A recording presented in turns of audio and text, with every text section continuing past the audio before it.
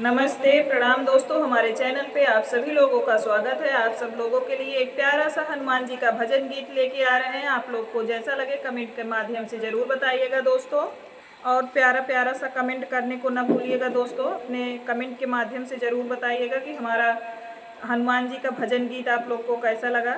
आप सब लोगों के लिए एक प्यारा सा भजन गीत लेके आ रहे हैं, क्योंकि अब बड़ा वाला मंगर, छोटा वाला मंगर, ये सब आ रहे हैं, तो हनुमान जी का भजन एक प्यारा सा लेके आए हैं। अगर आप लोग को थोड़ा सा भी अच्छा लगे तो आप लोग कमेंट के माध्यम से हम आपको रिप्लाई ज़रूर दीजिएगा, क्योंकि आपके लाइक और कमेंट का हमें इंतज़ार रहता है दोस्तों। आप लोगों से निवेदन है कि आप लोग अपना आशीर्वाद हम के रूप में हमारे चैनल को भी आशीर्वाद दीजिए। बहुत बहुत आभार आप लोगों को। चलो हम गाना सुनाते हैं।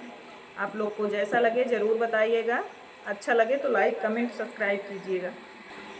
आइल तोहरी हम सरनिया है बजरंगी बाबा ना, आइल तोहरी हम सरनिया है बजरंगी बाबा ना।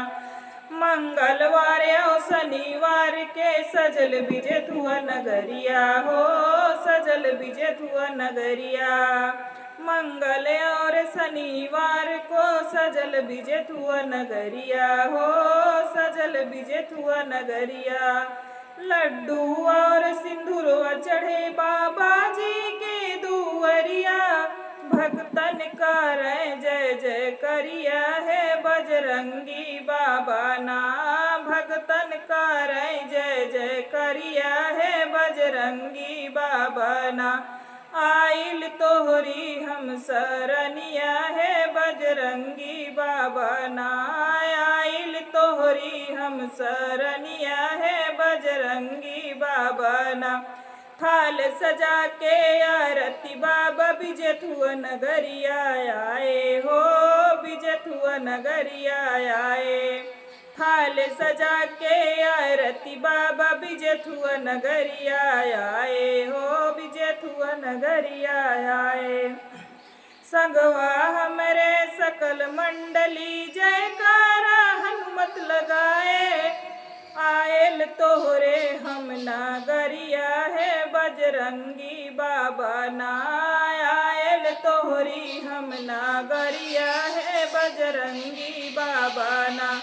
आइल तोहरे हम सरनिया है बजरंगी बाबा ना।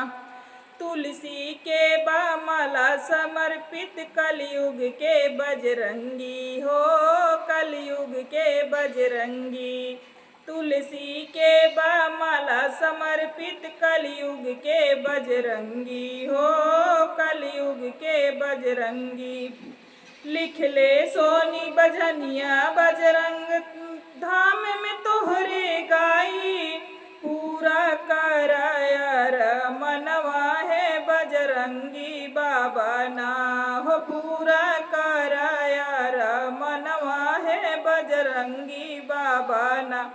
आइल तोहरी हम सरनिया है बजरंगी बाबा ना, आइल तोहरी हम सरनिया है बजरंगी बाबा ना।